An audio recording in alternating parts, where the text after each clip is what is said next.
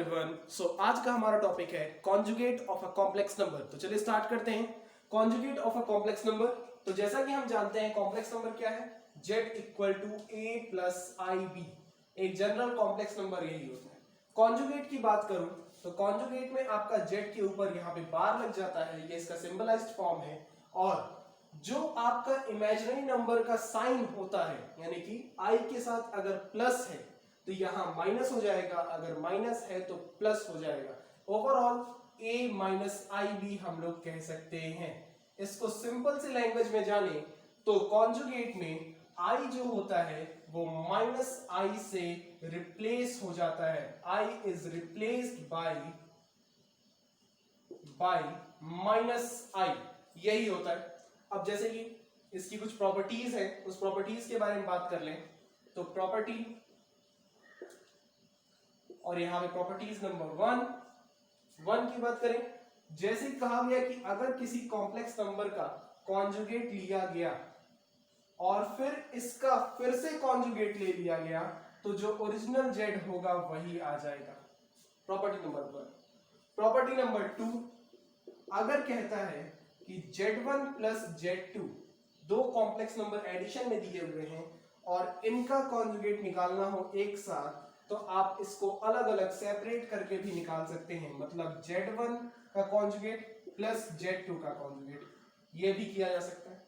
Similarly property number three, जो कि subtraction का केस है, यानी कि z1 माइनस z2, तो इसका कॉन्जुगेट अगर निकालना हो तो अलग अलग सेपरेट कर सकते हैं। z1 conjugate minus z2 conjugate, ये हो जाएगा।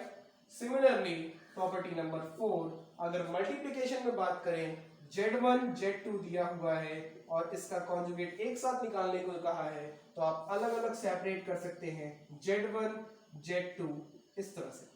फिर आते हैं हम लोग property number five. Property number five कहता है कि अगर z1 बाई z2 दिया हुआ है और एक साथ इसका अगर कॉन्जुगेट निकालने की बात कह रहा है एक साथ, तो इसको आप अलग अलग सेपरेट कर सकते हैं, यानी कि z1 conjugate by z2 conjugate. And most important property number six. Property number six कहता है z इनवर्स।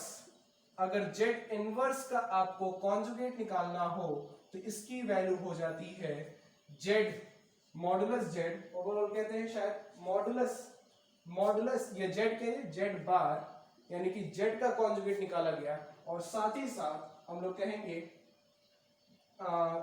डिनोमिनेटर में मॉडुलस z होल स्क्वायर, ये कहा जाता है।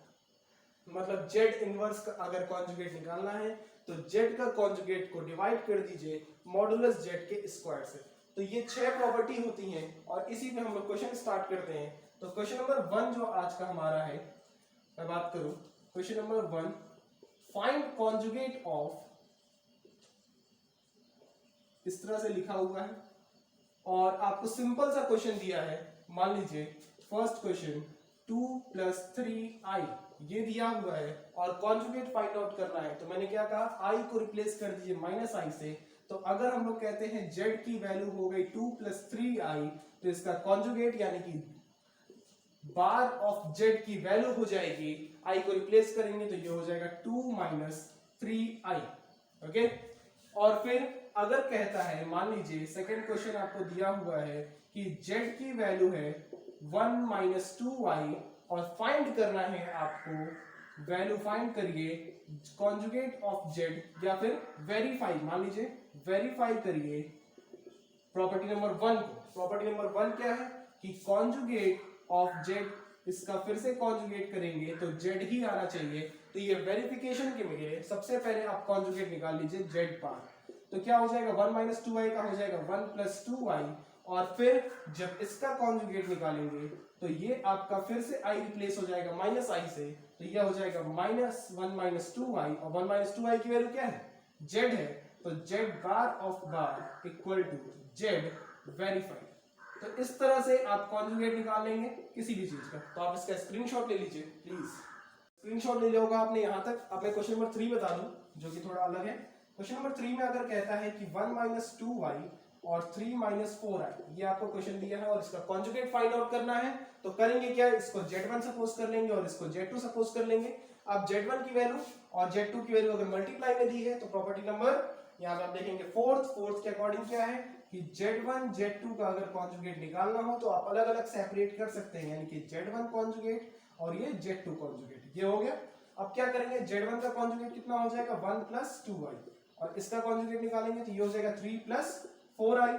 अब क्या करिए, आपस में मल्टीप्लाई कर दीजिए इसको सिंपलीफाई करने के लिए, तो 1 × 3 3, 1 × 4 + 4i, 2 × 3 + 6i और ये हो जाएगा 2 4 8i², ऐसा हो गया।